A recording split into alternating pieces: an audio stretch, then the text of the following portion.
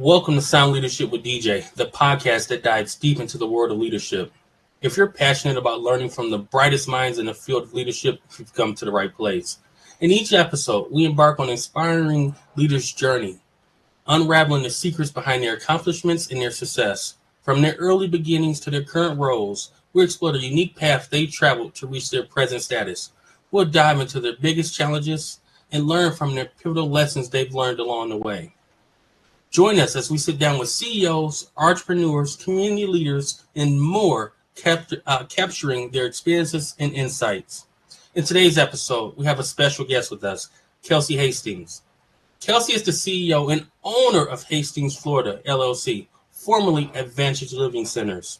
With over 40 years as an experienced leader in several healthcare organizations, including her very own consulting firm, running a skilled nursing, assisted living, and independent living facilities, Kelsey has generated revenues in excess of $110 million. She's the current president of World Missions Organization, a nonprofit organization she's funded. Kelsey has served on the board of directors of the Healthcare Association of Michigan and was the president of Michigan's chapter of American Heart Association and was a member of CareSync, which provided services to seniors living in their home. In today's episode, we will discuss transitioning into leadership, Kelsey's vision for servant leadership, and emerging as a leader, even if it wasn't your original goal. Kelsey brings a wealth of experience and insights to the table, and we are excited to learn from her. So stay connected with us, receive updates, follow us, hit that subscribe button. We can be found on LinkedIn and YouTube at Sound Leadership with DJ. And you can also find us on your favorite podcast platform, such as Apple Music, Alexa, and iHeartRadio, and so many more. Simply say Sound Leadership with DJ and hit that subscribe button. If you're ready to dive into the world of leadership, buckle up and be prepared to be inspired, motivated, and empowered to become your best self. Welcome, Kelsey. How are you doing today? Great, thank you. Thanks for inviting me to speak today. Hey, I am excited to have you on the podcast. You know, as I always say, I do an introduction, but it's nothing compared to your accolades. So tell us who Kelsey is. Well, from a leadership and entrepreneurial standpoint, I'm a registered nurse. That's my education. I am certified as a dementia practitioner, and I have a BA in theology. I'm certified as a legal nurse consultant. I was certified in gerontology, registered nurse. So lots of different, I love education. I love to learn. So I would say that that's probably a big part of my background is just being a constant learner. Wow. I think learning is key to being a leader, right? And you stated, right, you're a registered nurse, legal nurse consultant, certified dementia practitioner. Do you think leaders should continue to learn to continue to evolve? I think that leaders have to continue to learn because I think that it really stagnates you if you don't. Yes. Self-development. People think you're born a leader, but I'll tell you, I think that you may have some of the attributes that will lend itself to being a leader, but a leader that doesn't have knowledge is usually a somewhat dangerous leader to follow. So focusing on self-development, learning from other leaders, reading is a big part of that. And just not thinking you know it all is a critical component to leadership. I think that's key what you said, right? Being a leader, not thinking you know it all, right? So you have to engage other people around you. As a leader, how do you engage other people around you, right? You're leading, but how does leaders grow to accept others' inputs and not, think that they know it all? Right. Well, so there's a difference between leadership and management. So generally, leadership is a visionary. It's someone who has ideas and thoughts and plans and there's a direction that they want their organization to go in. But that direction requires people to implement the processes and the system. So, leaders have a lot of big ideas and they don't always make sense to people. And so it's important to surround yourself with people who have the ability to express their thoughts, help you to see how you can operationalize those ideas, as well as let you know if your ideas just don't make sense, so that you can articulate things a little bit better, so that the people around you can implement it. Because the mistake that a lot of leaders, and particularly newer leaders, make is they have an idea and they run with it, and then they try to manage it, and they try to operationalize it, and then they micromanage it, and then everything falls apart along the way.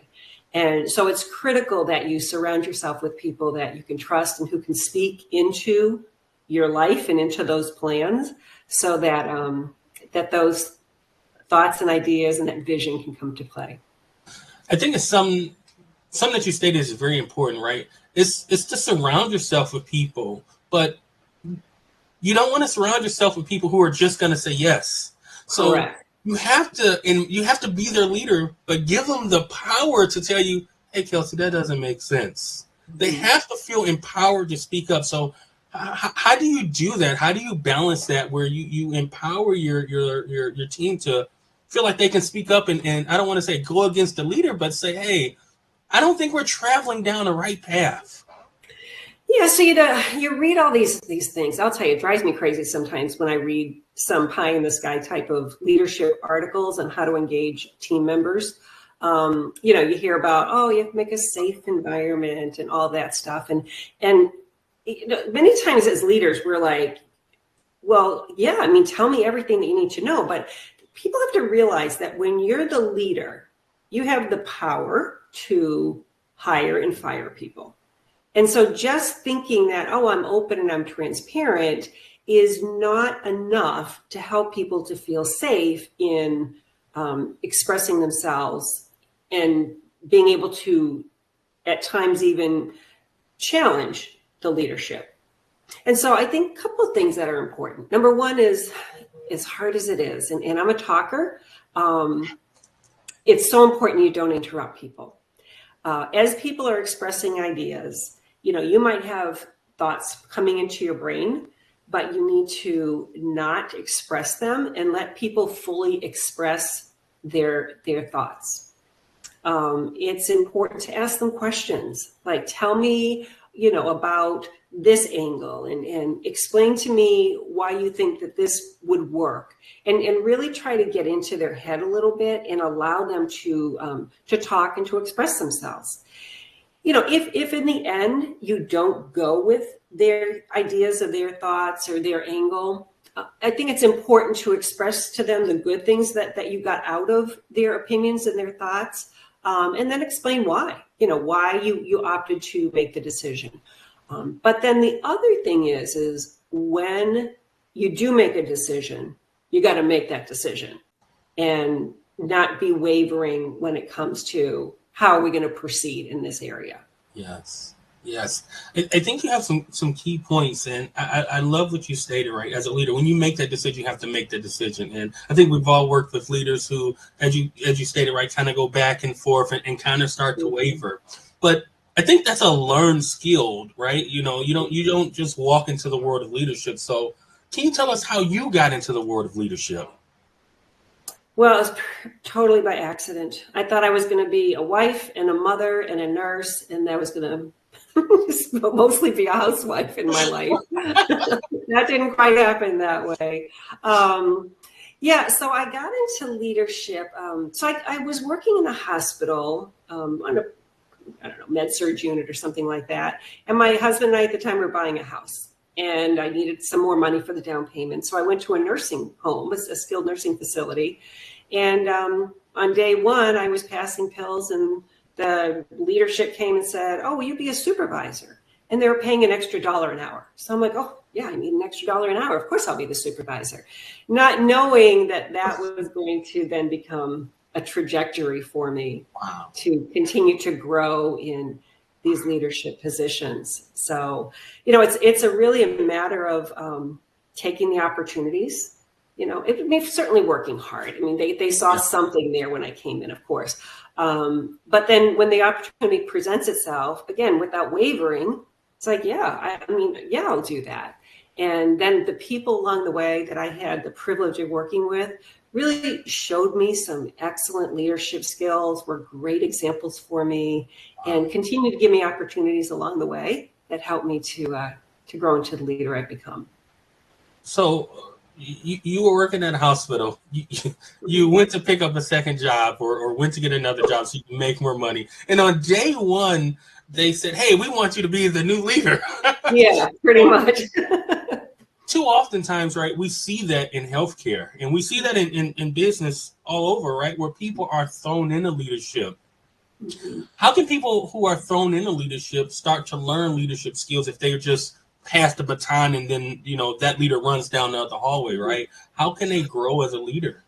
Yeah, so I think the important thing is, so they put me in as a supervisor, so that was a manager's role. And so understanding that the role of a manager is to fulfill the direction of the leader is an important thing to always keep in mind. So it's not my ideologies that I'm trying to put in place. I'm trying to implement the ideologies of the leadership of the organization. So if you can work towards that, that's very helpful. The second thing, when people go into their new managers, lots of time it's the people component that they have difficulty with.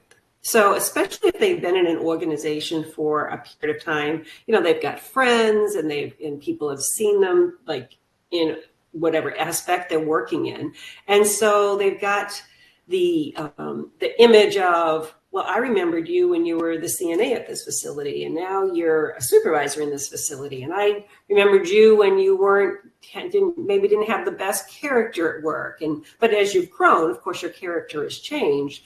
And sometimes the people that you work with that now you're the manager of, or the leader of, will not necessarily respect the growth that you have gone through.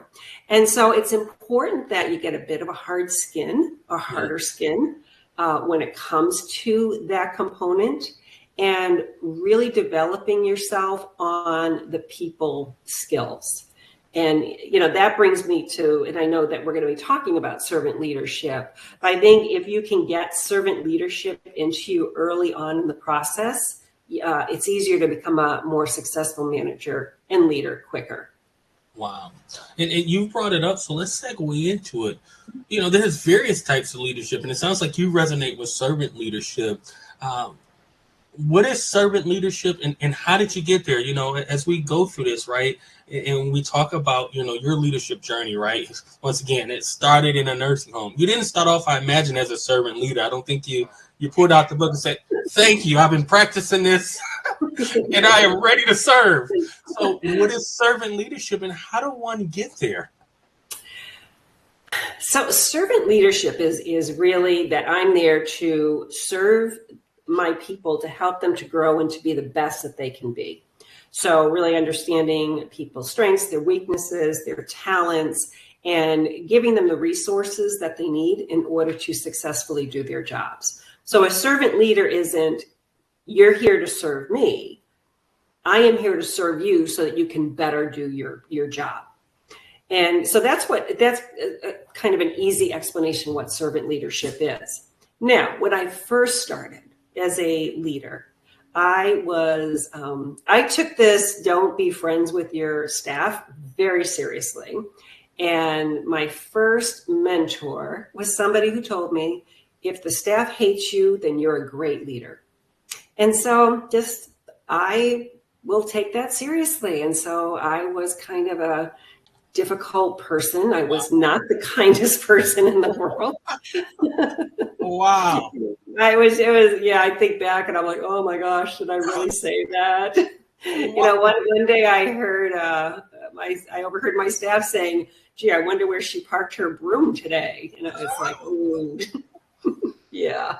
So those are not my proud leadership moments. Yeah. I was thrust into leadership. I think it was 26 when I was put into a leadership role. So, I didn't have any real leadership education or knowledge. Like I said, I was going to just be a nurse on the floor. So So I was vulnerable to good advice and bad advice. So, yeah, so it just evolved over, once I got that mentor out of my life, I really didn't see that approach was serving me well. And it really wasn't my nature. I mean, I'm kind of a nice person most times, although those early people wouldn't say that.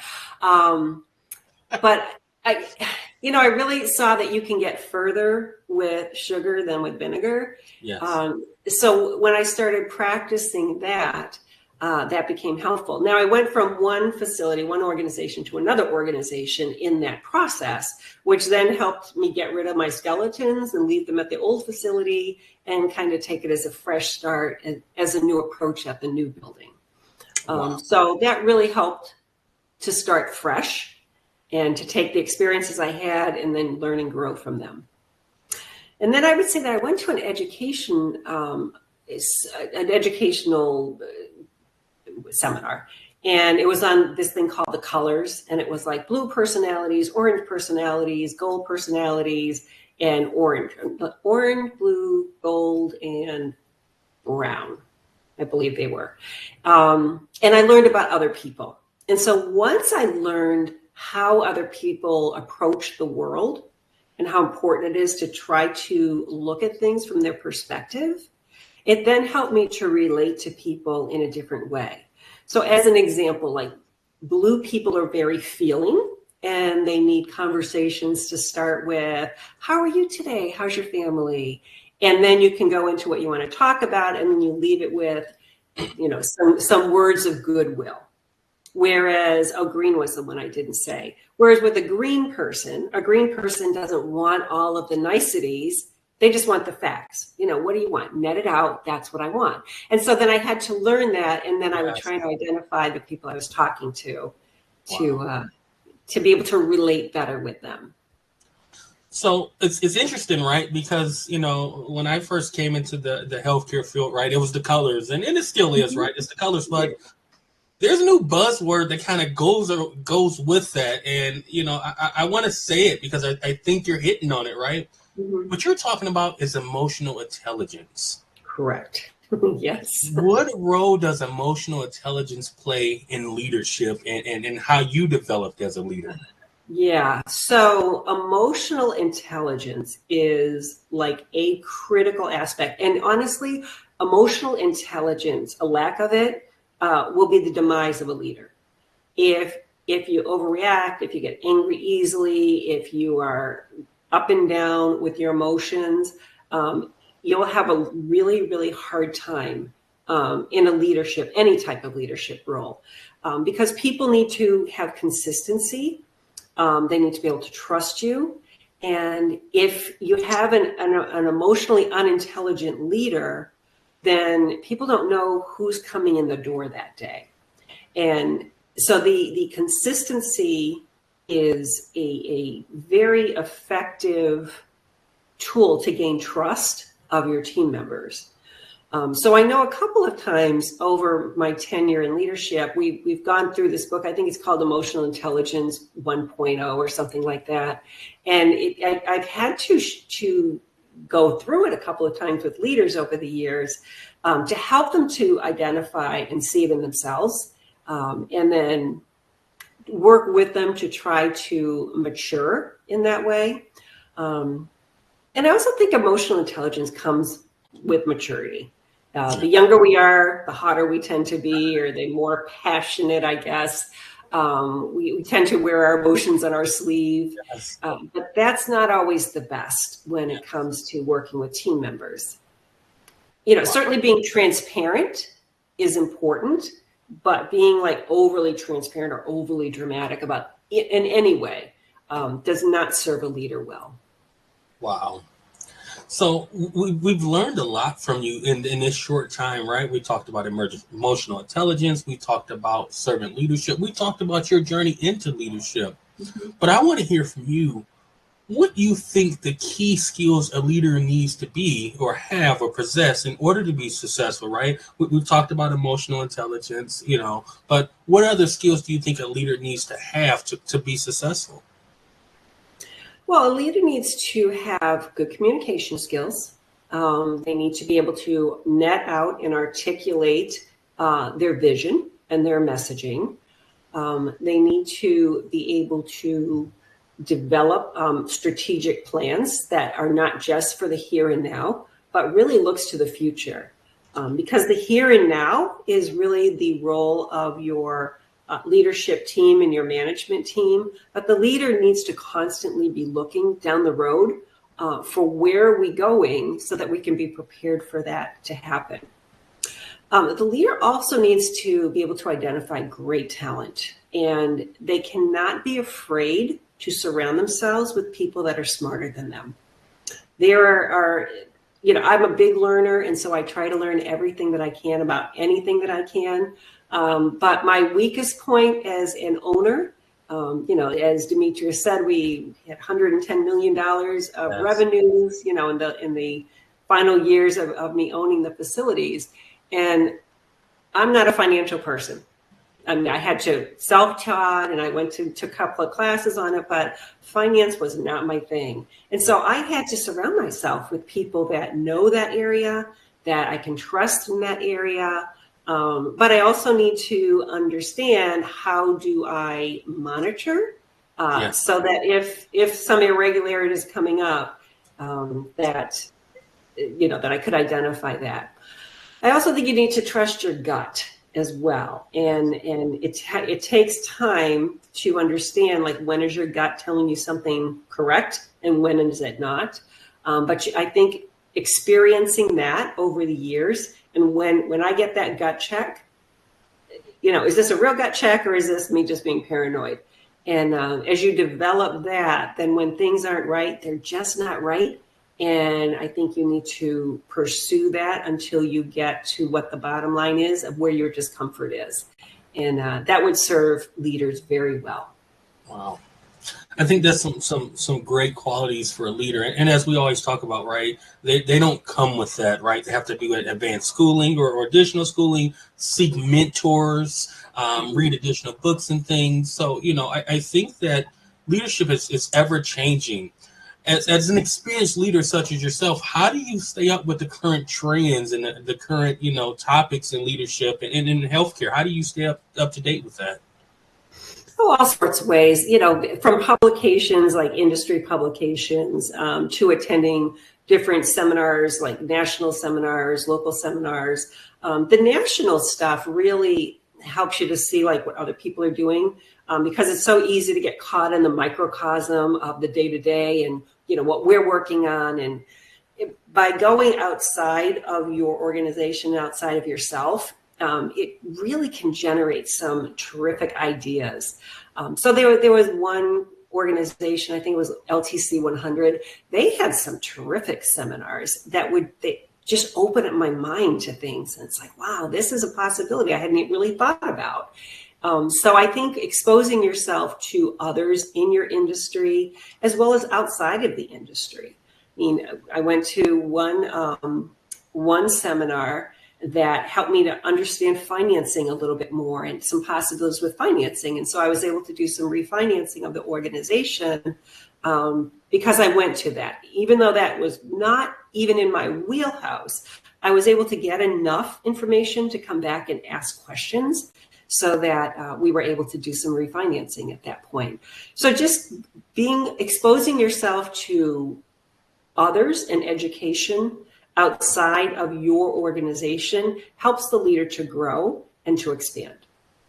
And I like that, previously you stated, right, surrounding yourself with people who are smarter than you. And I always say that out loud, right? I can't be the smartest person in the room, because if I'm the smartest, we are doomed. The ship is going off course. So, you surround yourself with smarter people by networking, by not being afraid to hire the right person. A lot of times leaders are afraid to hire someone because they think they're going to take their job.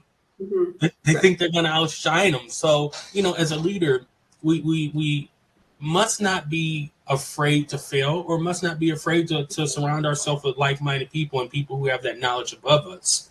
I want to take it a step farther, right? Because you've been a leader for quite some time. And you've had some successes, right? You like you said, you've had revenue in excess of $110 million.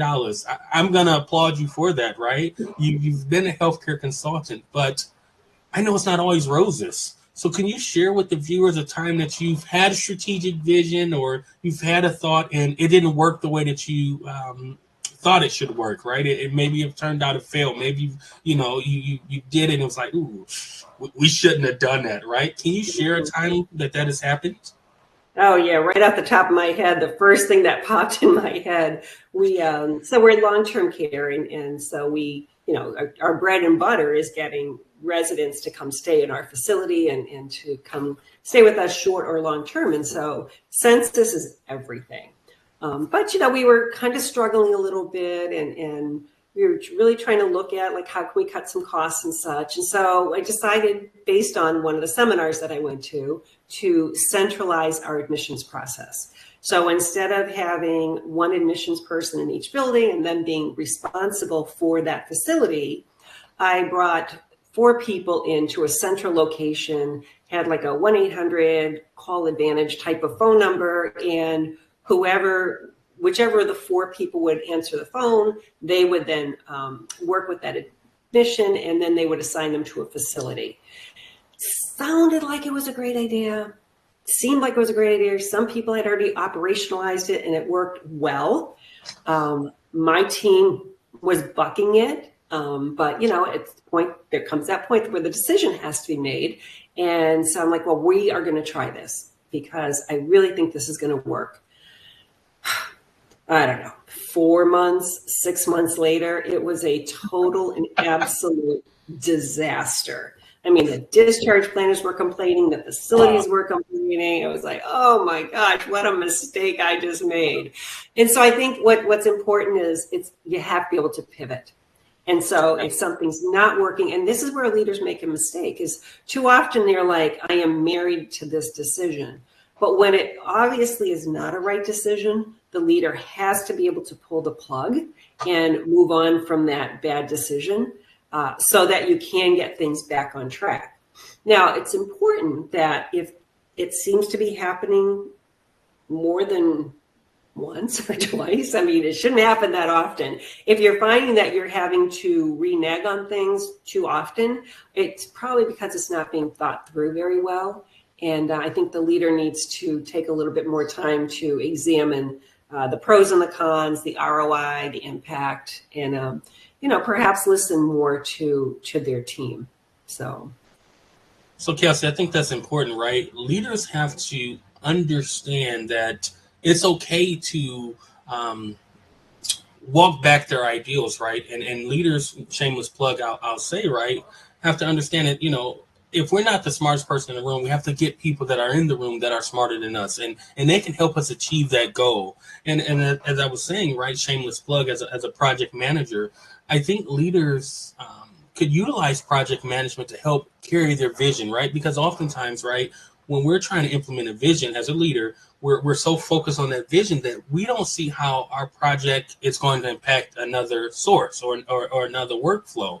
As you stated, right, you implemented this great ideal of centralizing admissions, but it impacted how the facilities handled admissions. It impacted external stakeholders such as discharge planners, right? So we have to be able to strategically plan and think out all the possible outcomes when we're implementing an ideal. So thank you for sharing it with us.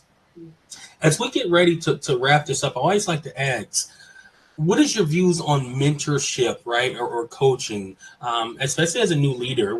Do you think a new leader should gravitate to somebody who has that experience in leadership? What is your thoughts on that? Yeah, I absolutely do. So I actually had a CEO coach for a couple of years. Wow. Yeah, I mean, it really it impacted my career tremendously. And it wasn't necessarily somebody that was in my field. And the value of for me, it was a CEO coach, is she helped me to think through and to develop in areas that were holding back the organization and that were holding me back personally. So as an example, and I'm glad I have an opportunity to talk about this, is, many times when we pick people to surround ourselves with, sometimes some people don't work out, and we keep having hope for them, and we keep trying to develop them and trying to mentor them and help them to grow. And I've had many leaders that I've recommended books to, and have had sit down conferences with them as well that I've been personally coaching. And what I found is that sometimes I was overdoing that.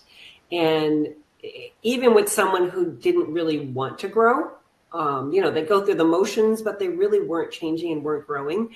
And so the one thing that the CEO coach was able to help me with was to develop my ability to see that a little more quickly and see who is it that I should be continuing to work with, and then who is it that perhaps we have, as an organization, have outgrown their skill set.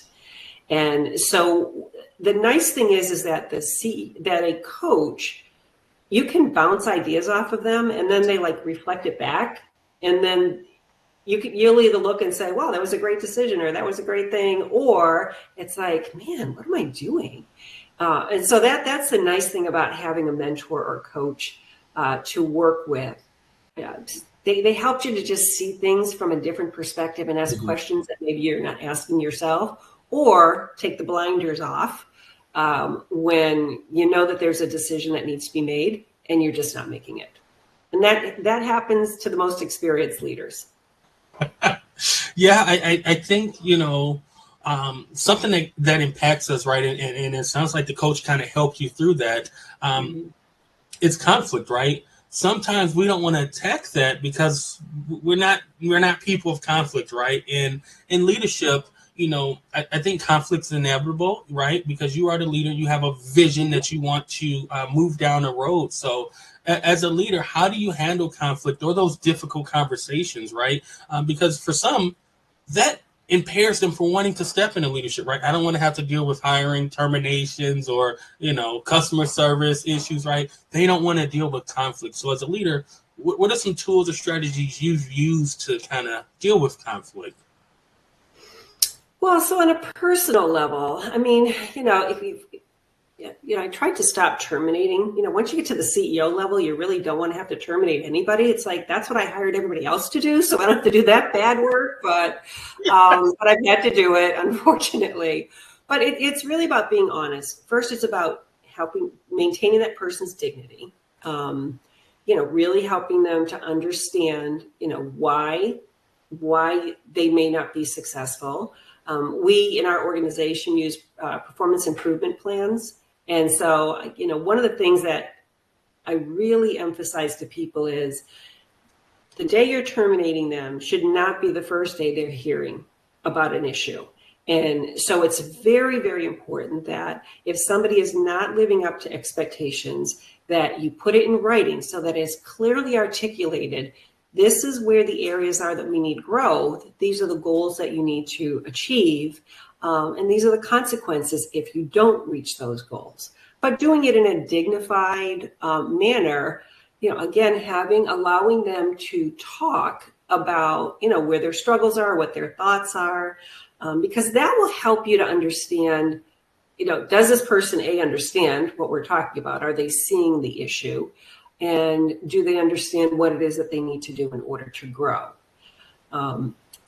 Conflict is always hard, but the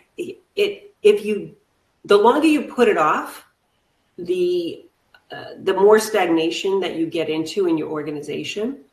And when you deal with a situation that maybe you haven't dealt with, the minute you deal with it, the organization has already become better. Wow. And so as an example, one of our facilities, they had a social worker who was miserable. She was a tyrant. She was like probably the way I was when I first became a leader.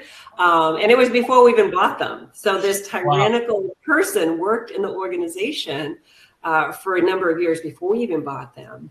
And I was just like horrified by her. And I was like, you've got to term her.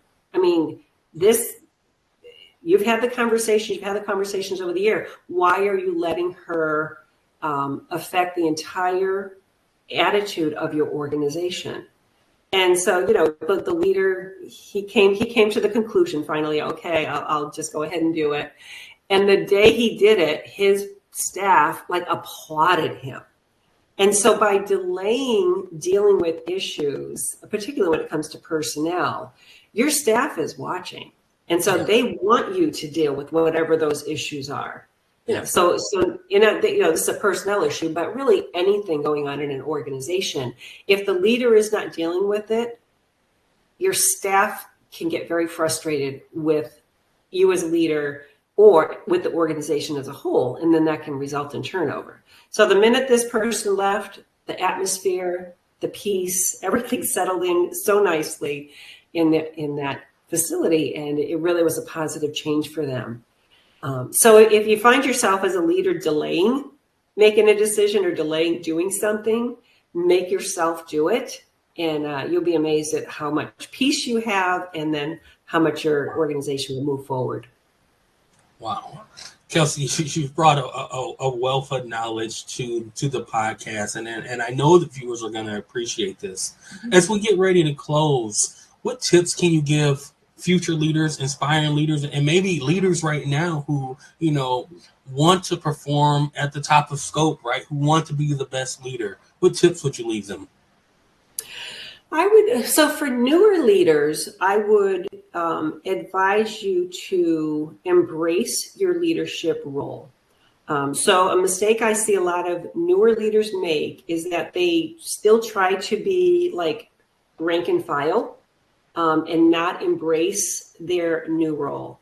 And so understand that as you continue to go up the circle of or the ladder of leadership, that your circle in your organization grows smaller and smaller, and embrace that. Embrace the fact that you are getting into a position where you can influence the lives of the people that you are leading or managing in a positive way. But if you keep trying to pull yourself back into their roles, your ability to influence people is diminished. And so as you go up that corporate ladder, develop friendships outside of your organization, and develop relationships with others outside of the organization, who you can then relate to and bounce ideas off of, and also grow from, in order to develop yourself as a leader. For people who are existing leaders, I applaud you, first of all, because it does take a lot to go up that ladder. But I would say just continue to develop yourself when it comes to relating to people, develop yourself with communication, and just continue to develop the relationships when it comes to what the needs of your team members are, so that we can fulfill those needs and help them to become the best people that they can be. Thank you for that information. I think that leadership, as I always say, and I end the podcast with, is leadership is a journey. It's not a destination. So, when leaders understand that leadership is a journey and not a destination, I think they can become better leaders. To recap, right? You believe in continuous learning.